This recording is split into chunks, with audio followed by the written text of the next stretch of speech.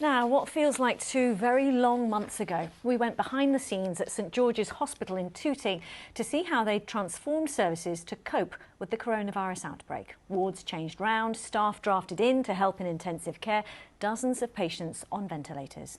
Our correspondent, Carl Mercer, has been back to see how they coped and how things have changed.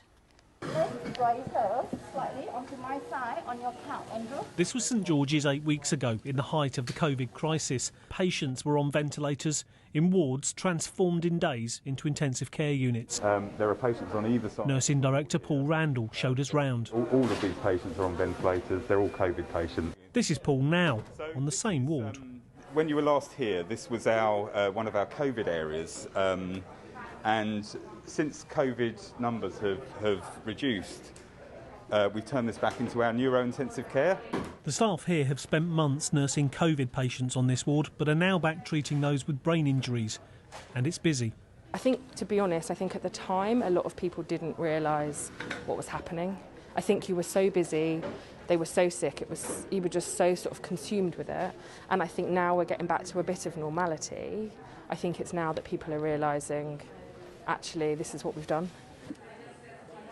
A lot of people keep saying, oh, it must have been really hard, all the nursing you were doing. For me, it was the lack of nursing that we were doing I found the hardest bit, because we were so overstretched with so many patients and not enough staff. It was hard. That was the hardest bit I found, really.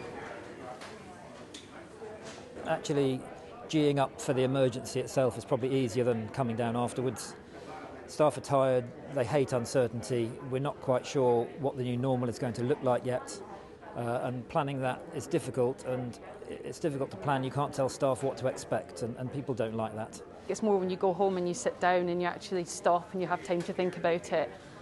That's when you actually realise what went on during the day, and it's when you go home you start to think about it. It's really difficult, and we haven't really had much time to stop and reflect on it still, so yeah, it's been hard on us all. Lessons have been learned here though. Dialysis machines brought in to help Covid patients are now a permanent fixture, helping people with other conditions to get better more quickly. Back at the start of April, there were 100 patients on ventilators and dozens more getting help to breathe in the newly transformed wards that we filmed in.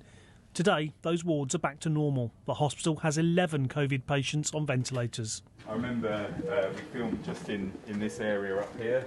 More evidence of the change here in the next ward. 8 weeks ago, all of these rooms were full of Covid patients. And now it's just waiting for any activity that may well come in. Those recovering are now in a new ward. Some have been here for months. So the last 8 weeks have been so surreal. And more recently now we've seen a lull, and we're just really anticipating for the next surge. As you can see the sign, it says COVID didn't get me, I got COVID. This comes from one of our patients that was here for such a long time. So what's next? So next involves planning to get as much normal surgery and normal services online as we can, whilst anticipating that at some point we will have to probably ramp up our Covid capacity again and be able to flick between the two. Sounds very easy when you say it like that. In practice, it's quite hard. Covid may not be the single biggest challenge ahead then, but dealing with it and with trying to get back to business as usual will be another test for staff.